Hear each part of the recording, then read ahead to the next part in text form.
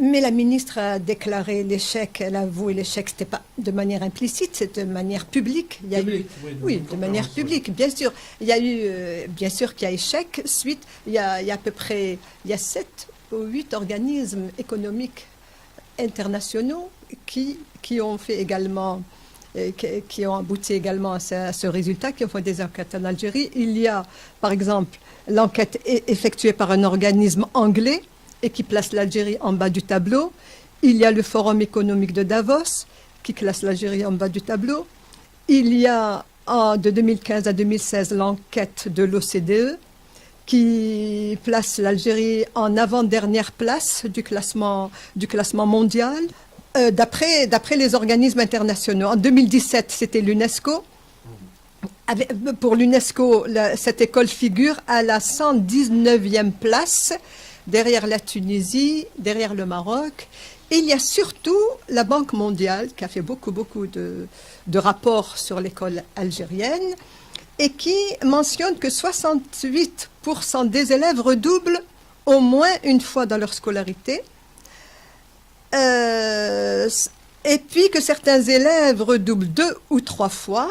Et puis finalement, l'Algérie finance presque 2 écoles. Elle finance 2 fois l'échec. Puisque chaque enfant refait. Beaucoup d'enfants refont. Oui. Donc les bailleurs de fonds ne regardent pas de très près ce qu'ils financent. L'échec, on connaît la cause depuis exactement 71. Bon. Il y avait déjà toute une génération en 65-66 qui rejetait le modèle importé. Bon, mais nous ne sommes qu'Algériens, on n'était pas écoutés. Alors, la cause première de cette école, c'est la langue de scolarisation. Cette affaire de langue de scolarisation, on trouve maintenant ce concept, si vous voulez, normal. Mais ce concept est né en 1947. Jamais on ne parlait de langue de scolarisation. C'est la langue simplifiée inventée en 1947, dont les normes sont inventées, décidées en 1947. Avant, on parlait jamais de langue de scolarisation. C'était évident que l'école transmette la langue littéraire, la langue des écrivains, la langue des poètes. C'était l'évidence. Tout d'un coup, on se met à parler de langue de scolarisation parce que pour répondre au projet de l'UNESCO de 1947, c'est-à-dire qui était d'inventer pour les pays colonisés une langue de scolarisation simplifiée, une langue simplifiée pour les maintenir dans la soumission, pour les maintenir dans la domination. Bon. Cette langue de domination, ce projet a été combattu par des intellectuels français. Donc, ce projet est même rentré au Parlement français. Et a été rejeté à l'unanimité, ce qui est extraordinaire. C'est très rare qu'un projet soit rejeté à l'unanimité.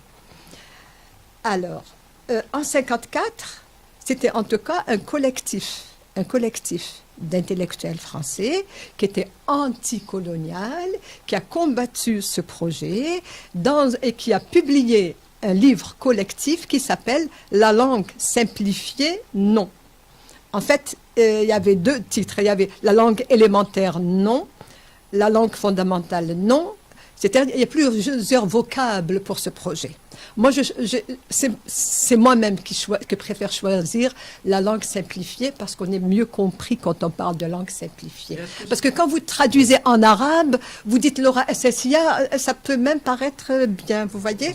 Cette langue a été adoptée en Algérie en 1965. Tandis que l'Algérie nouvelle connaît des difficultés internes et externes qui ont parfois des répercussions regrettables sur ses relations avec la France, il est un domaine où la coopération franco-algérienne enregistre un bilan positif, celui de l'enseignement. Au lendemain de la rentrée scolaire, nous avons pu constater que la France est restée présente en Algérie par ses enseignants, sa langue et sa culture. Les 1800 professeurs de l'Office universitaire et culturel français et les 900 professeurs des établissements catholiques ne sont pas les seuls à maintenir cette présence. Cet engagement, elle le tient. Aujourd'hui, c'est un total de 15 000 enseignants français qui assurent plus de la moitié de la scolarisation des élèves algériens. Et dans l'enseignement primaire comme dans le secondaire, le français garde une place prépondérante.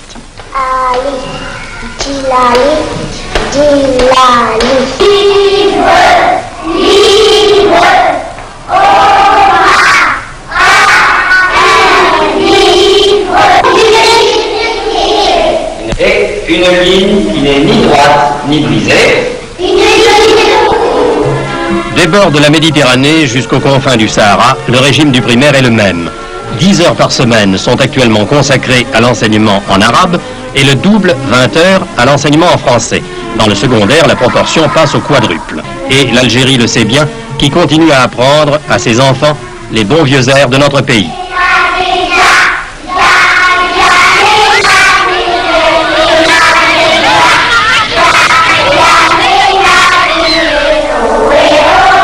Alors, lorsque j'avais écrit mon livre sur Pavlov à l'école algérienne, j'avais cité un des intellectuels français qui avait dit « L'échec de l'enfant est consommé le jour de son inscription dans cette école avec la langue simplifiée. » L'échec est programmé. C'est un peu ce qui explique ce qui se passe. Voilà, exactement. Parce que cette langue simplifiée est portée sur quoi? Quel est le support qui la porte? Eh bien, c'est un support qui s'appelle manuel. Ce n'est plus un livre, parce que... Les manuels scolaires.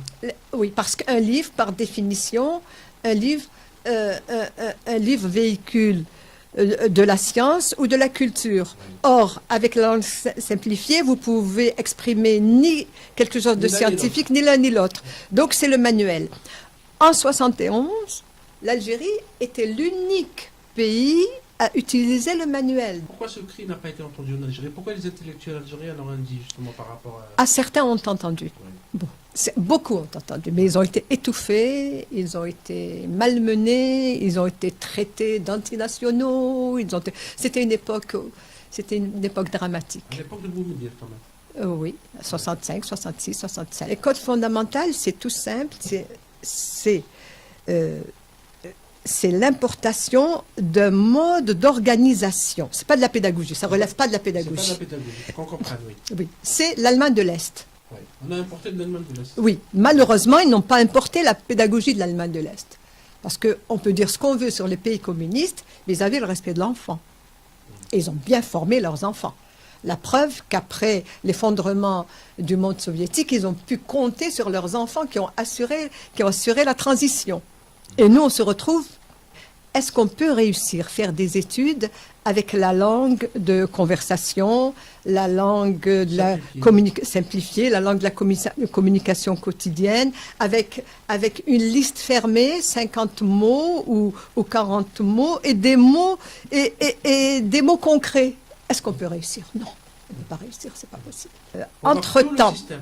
Entre-temps, on a eu, en 2008, un texte officiel. La loi est très claire, elle a tranché dans cette politique des langues. C'est l'enseignement, c'est même pas l'enseignement, parce qu'on ne parle pas d'enseignement pour les enfants petits. Parce qu'une réforme, elle apporte quoi? Elle apporte pas les contenus du lycée et du collège. Au lycée et au collège, c'est les sciences naturelles, la physique et la chimie. Les contenus est le même partout dans le monde.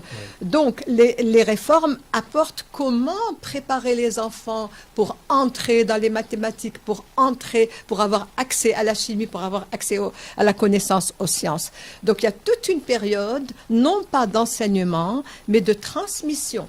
Toute une période, toute une étape où on donne à l'enfant les moyens. On donne à l'enfant une véritable langue très, très, très, très riche qui va lui permettre d'accéder aux sciences. Et pour activer les neurones, aujourd'hui, scientifiquement, ce sont les neurologues qui expliquent cela. Il est très, très, très, très important, au point que, par exemple, maintenant, en Europe, certaines écoles, puisqu'on leur laisse la liberté, il y a les grands objectifs, et puis on enseigne même la poésie latine. C'est une langue morte, là. Et pourtant, la poésie latine, ceux qui ont décidé de faire apprendre par cœur aux enfants, de faire mémoriser la poésie latine, vous disent, eh bien, ils seront supérieurs à nous. Ah. C'est beau. Oui. Voilà. Ils n'ont pas dit, ah, le latin, c'est une langue morte, ça va encombrer son cerveau. Non. Moi, j'ai une amie qui a une petite école et qui, elle fait de la transmission. Elle a des étrangers dans son école. Et puis, elle enseigne la poésie kabyle et la poésie arabe. Et puis elle reçoit un étranger qui est là en Algérie, qui était en Algérie juste pour 6 mois. Elle lui a dit, écoutez, votre petite de 5 ans, elle est là pour 6 mois, c'est pas la peine qu'elle fasse kabyle et arabe. Il lui a dit, mais non, c'est le plus beau cadeau que vous lui ferez. Il y aura quelque part dans son cerveau, on ne sait pas ce qu'il y aura, mais il y aura quelque chose de très beau. C'est très, très, très important. Laissez-la, laissez-la, laissez-la. Vous voyez? Il faut enseigner Oui, la langue, la culture. la culture. Et la loi parle de transmission d'un patrimoine littéraire. Non, le problème, c'est qu'elle n'a pas été appliquée. Et pourquoi? Le pourquoi, là, alors c'était le texte de loi est un texte d'orientation scolaire. Oui. C'était en 2008. Voilà, en 2009, un texte parallèle d'orientation scolaire. Ça s'appelle Un texte bis. Référentiel général Oui. du programme. Et là, l'objectif de transmission d'un patrimoine disparaît. Donc Il y a ce plus. référentiel a remplacé la loi. Oui, la remplacer la loi, Sur décision de l'ancien ministre, Boubkal Ben Bouzid à l'époque. sans je doute, pense. Ouais. sans doute. Ouais. Alors, non seulement il remplaçait la loi, et impose le manuel comme l'os sans équivoque, c'est-à-dire comme l'os arrangé pour l'enfant.